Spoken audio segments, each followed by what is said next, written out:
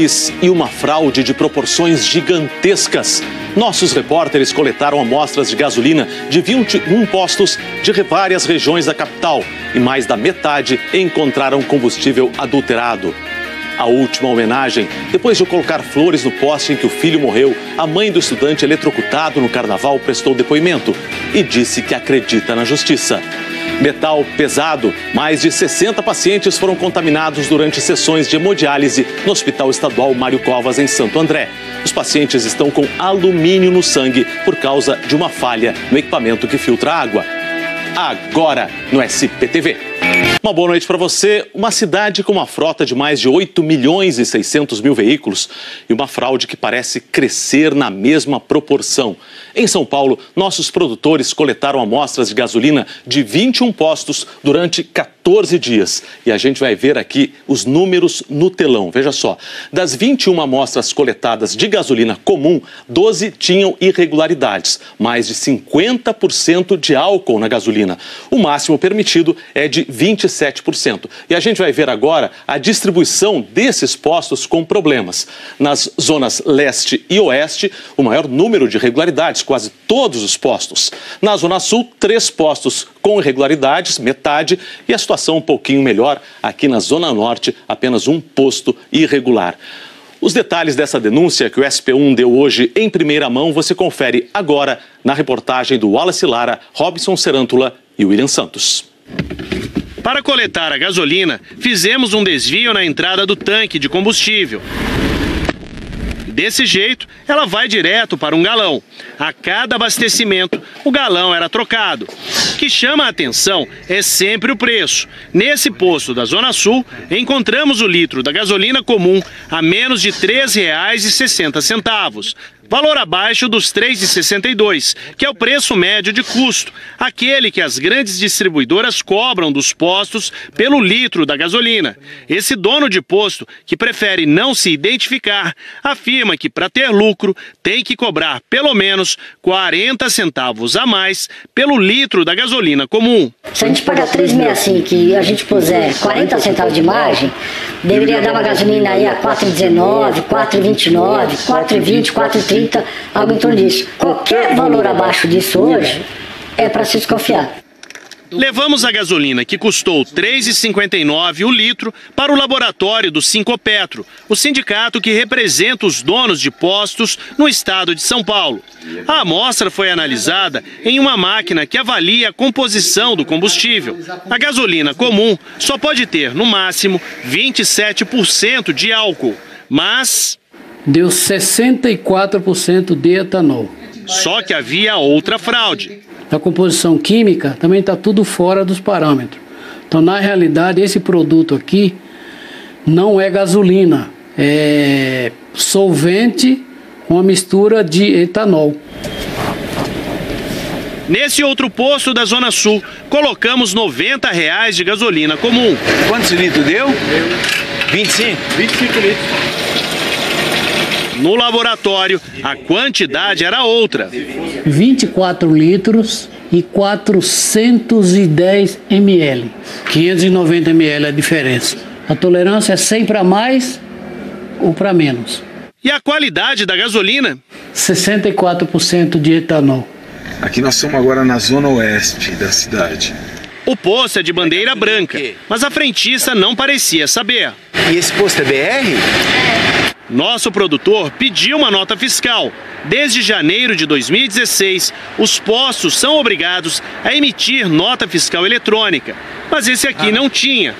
Não é eletrônica ainda, né? Não. Tá, não tem problema. Também levamos a gasolina para o laboratório.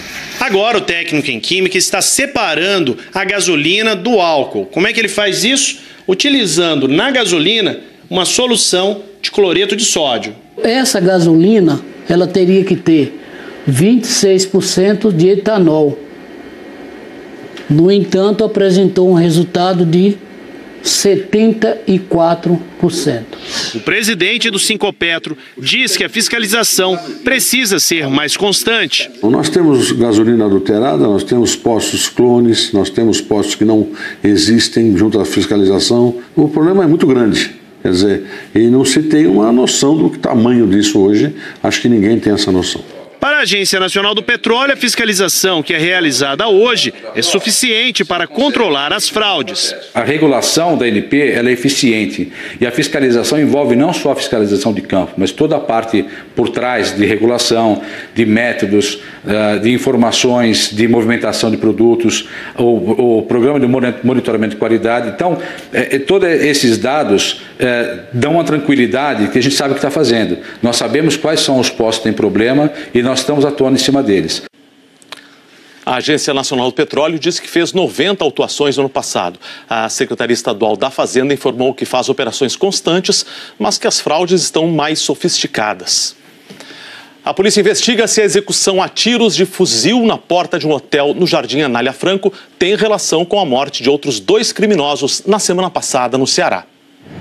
As marcas do crime estão logo na entrada do hotel. Este hóspede, que a gente não vai identificar para preservar a segurança dele, viu a execução do apartamento onde estava hospedado. Eu não desci para ver o que está acontecendo porque dá medo, é óbvio, né? Você não está acostumado a ver tiroteio com gente correndo na rua com fuzil, né? Não é uma coisa muito comum de se ver, né? Passava das 7h30 da noite. 2 carros chegaram com hóspedes que desceram e se cumprimentavam. Repare que um homem à esquerda do vídeo estava parado na calçada. De repente, ele sai correndo e um outro homem aparece e cai ao lado do carro. Chegam 2 atiradores que fazem disparos de fuzil. As pessoas se assustam e tentam correr. Dentro do hotel, pânico entre hóspedes e funcionários. 2 mulheres também ficaram feridas. Para a polícia, Wagner Ferreira da Silva, conhecido como Cabelo Duro, foi vítima de uma execução. Ele era investigado por suspeita de participar do assassinato de Rogério Jeremias de Simone, o GG do Mangue, e Fabiano Alves de Souza, o Paca, executados na sexta-feira passada em Aquirás, região metropolitana de Fortaleza. A polícia suspeita que Wagner tenha sido um dos assassinos. Se não tivesse sido executado, Wagner Ferreira poderia ter sido preso hoje. A Justiça do Ceará decretou a prisão dele ontem por suspeita de envolvimento na morte dos 2 bandidos. O que ninguém sabia era que o rapaz também era procurado por outros criminosos. Esse bilhete foi apreendido no começo da semana na penitenciária de Presidente Venceslau. O papel diz que Cabelo Duro informou a facção criminosa que um dos chefes, chamado de Fuminho, mandou matar o GG e o Paca. Cabelo Duro teria prova de que os 2 estavam roubando a facção. Hoje, durante as celebrações pelo aniversário do Instituto Butantan, o governador minimizou as disputas internas na facção. Nós temos penitenciárias de segurança máxima, regime disciplinar diferenciado, então não há nenhum problema. O trabalho é 24 horas no combate ao crime e é importante destacar, né? O ano passado nós encerramos o ano com os menores indicadores de criminalidade, com os melhores índices do Brasil em termos de homicídio. O secretário da Segurança, Magno Alves Barbosa, disse que o desentendimento entre integrantes da facção é evidente e que essa é a linha de investigação. O Tribunal de Justiça adiou por 30 dias a reintegração de posse da feirinha da madrugada, que estava marcada para domingo. Na decisão, o desembargador ressaltou que a reintegração poderia gerar danos irreparáveis aos comerciantes. Os feirantes comemoraram a decisão. A ação tinha sido um pedido do Circuito de Compras São Paulo, consórcio que tem a concessão da Prefeitura para gerir a feirinha e quer transferir os feirantes para um galpão em frente. A seguir, uma falha no equipamento de filtragem da água provocou a contaminação do sangue de dezenas de pacientes de hemodiálise no ABC. Agora, o trânsito ao vivo, Avenida 23 de Maio. 7h32, o SPTV. Volta já. SP2 de volta, a Secretaria da Saúde confirmou mais 17 mortes por febre amarela no estado. Vamos dar uma olhada nos números aqui no telão. Olha só, os números estão aparecendo. O número de casos aumentou de 202 para 246 no estado e o de mortes de 76 para 93. O maior número em Mariporã, 36 mortes. Aqui na capital, 5 casos e 3 mortes. 64 pacientes que fazem hemodiálise no Hospital Estadual Mário Covas, em Santo André, foram contaminados com alumínio. O hospital abriu uma sindicância interna para apurar o caso. O repórter César Menezes está em Santo André e tem outras informações. Boa noite, César. Boa noite, Kovalik. O problema aconteceu em membranas, que são um filtro que purifica a água que vem da rua antes de ela chegar às máquinas de hemodiálise. O hospital afirma que essas membranas estavam dentro do prazo de validade, mas que alguma coisa aconteceu. Dentro das máquinas de hemodiálise, o sangue corre em paralelo com a água e ela vai puxando todas as impurezas. Mas o contrário também pode acontecer. Se a água estiver contaminada, essa contaminação pode ir para o sangue e isso é o que aconteceu com o alumínio. O hospital diz que detectou o problema em exames de sangue de rotina e avisou todo mundo, mas pacientes passaram mal antes de receber qualquer comunicado. Gustavo faz sessões de hemodiálise desde o ano passado no Hospital Estadual Mário Covas, em Santo André. No mês passado, ele começou a passar mal. Tinha muita moleza, não conseguia levantar, perdi muito a voz. Fiquei debilitado totalmente. Ele e a mãe contam que os médicos disseram que os sintomas não tinham relação com a hemodiálise, até que a notícia da contaminação de pacientes por alumínio começou a circular no hospital.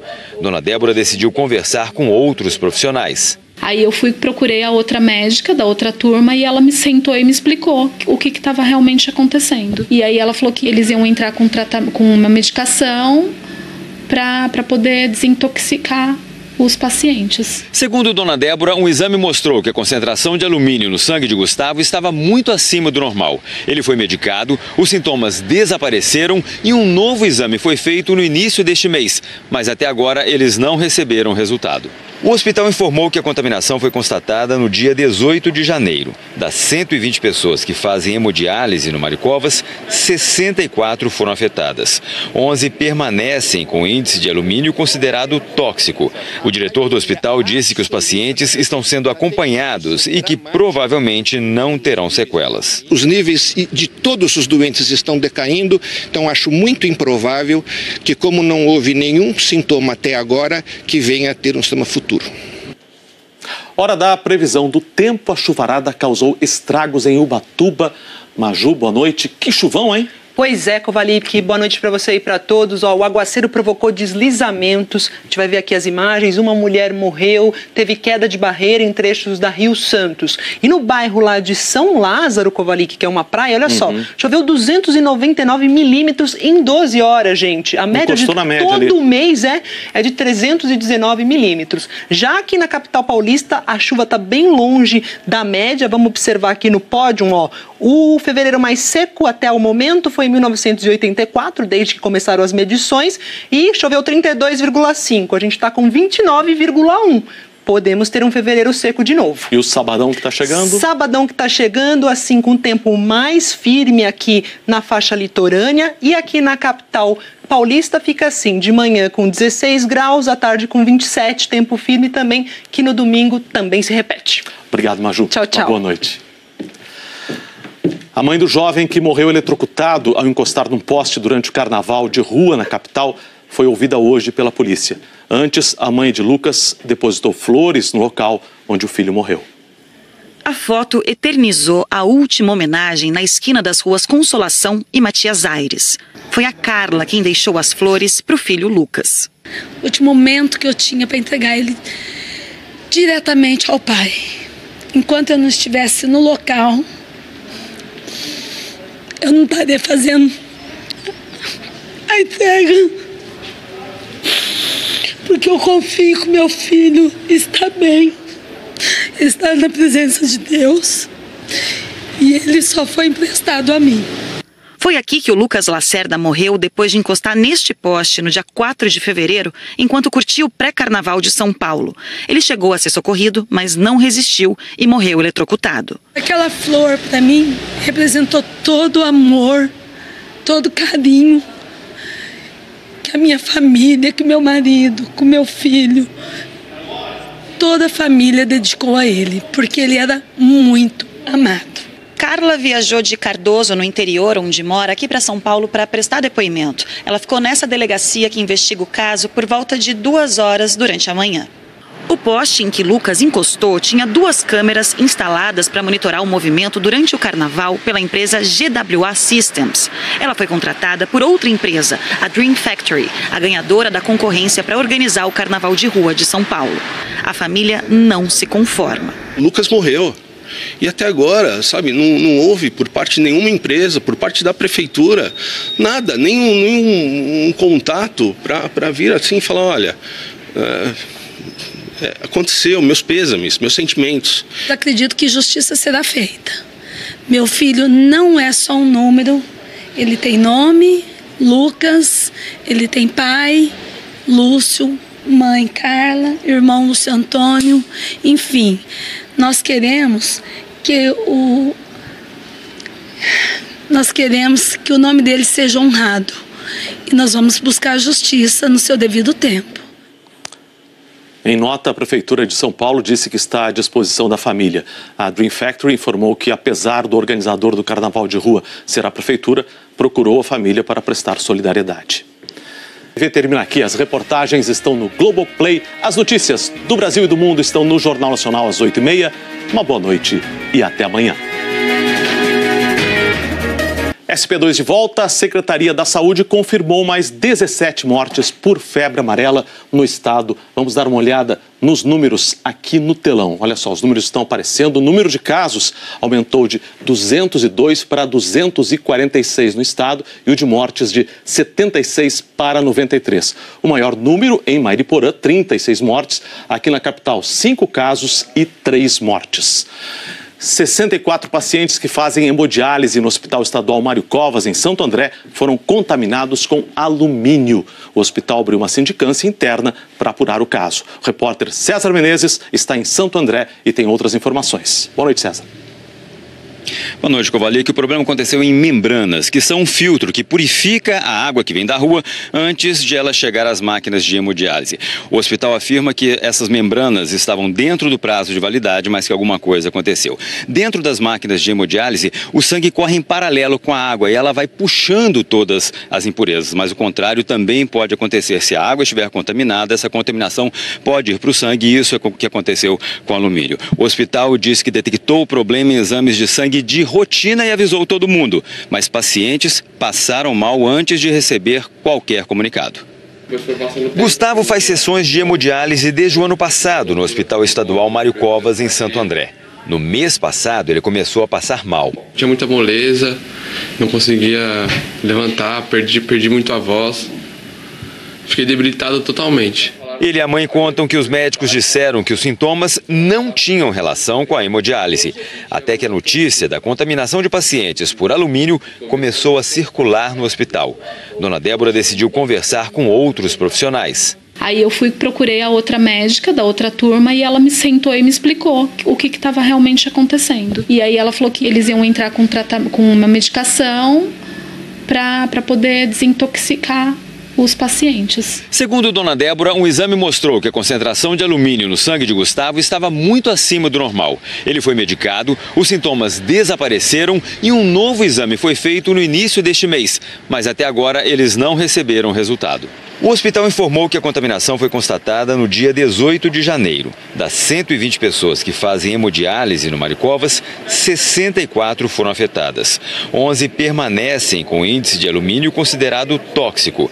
O diretor do hospital disse que os pacientes estão sendo acompanhados e que provavelmente não terão sequelas. Os níveis de todos os doentes estão decaindo, então acho muito improvável que, como não houve nenhum sintoma até agora, que venha a ter um sintoma futuro. Hora da previsão do tempo. A chuvarada causou estragos em Ubatuba. Maju, boa noite. Que chuvão, hein? Pois é, Kovalik, boa noite para você e para... Crescer na mesma proporção.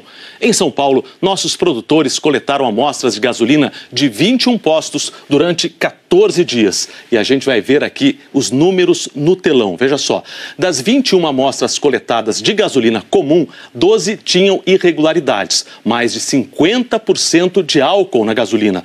O máximo permitido é de 27%. E a gente vai ver agora a distribuição desses postos com problemas. Nas zonas leste e oeste, o maior número de irregularidades, quase todos os postos. Na Zona Sul, 3 postos com irregularidades, metade, e a situação um pouquinho melhor aqui na Zona Norte, apenas um posto irregular. Os detalhes dessa denúncia que o SP1 deu hoje em primeira mão, você confere agora na reportagem do Wallace Lara, Robson Serântula e William Santos. Para coletar a gasolina, fizemos um desvio na entrada do tanque de combustível. Desse jeito, ela vai direto para um galão. A cada abastecimento, o galão era trocado. O que chama a atenção é sempre o preço. Nesse posto da Zona Sul, encontramos o litro da gasolina comum a menos de R$ 3,60. Valor abaixo dos R$ 3,62, que é o preço médio de custo, aquele que as grandes distribuidoras cobram dos postos pelo litro da gasolina. Esse dono de posto, que prefere não se identificar, afirma que para ter lucro tem que cobrar pelo menos 40 centavos a mais pelo litro da gasolina comum. Se a gente pagar 3,65 e a gente puser 40 centavos de margem, deveria dar uma gasolina aí a 4,19, 4,29, 4,20, 4,30, algo em torno disso. Qualquer valor abaixo disso hoje é para se desconfiar. Levamos a gasolina, que custou R$ 3,59 o litro, para o laboratório do Sincopetro, o sindicato que representa os donos de postos no estado de São Paulo. A amostra foi analisada em uma máquina que avalia a composição do combustível. A gasolina comum só pode ter, no máximo, 27% de álcool, mas deu 64% de etanol. Só que havia outra fraude. A composição química também está tudo fora dos parâmetros. Então, na realidade, esse produto aqui não é gasolina, é solvente com uma mistura de etanol. Nesse outro posto da Zona Sul, colocamos R$ 90 de gasolina comum. Quantos litros deu? 25? 25 litros. No laboratório, a quantidade era outra. 24 litros e 410 ml. 590 ml é a diferença. A tolerância é sempre a mais ou para menos. E a qualidade da gasolina? De etanol. Só que havia outra fraude. A composição química também está tudo fora dos parâmetros. Então, na realidade, esse produto aqui não é gasolina, é solvente com uma mistura de etanol.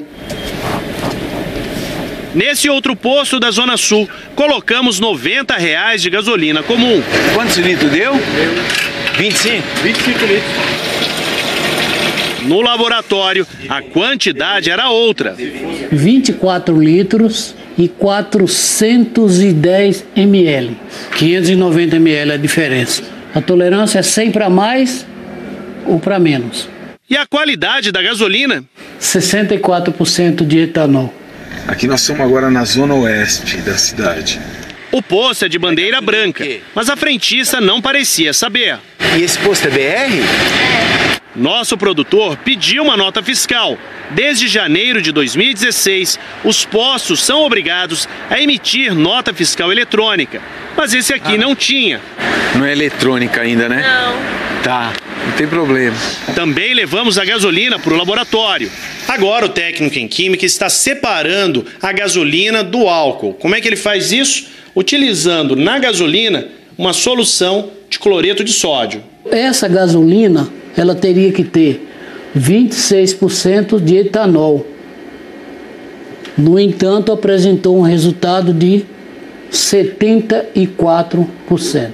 O presidente do Sincopetro diz que a fiscalização precisa ser mais constante. Nós temos gasolina adulterada, nós temos postos clones, nós temos postos que não existem junto à fiscalização. O problema é muito grande. Quer dizer, e não se tem uma noção do tamanho disso hoje. Acho que ninguém tem essa noção.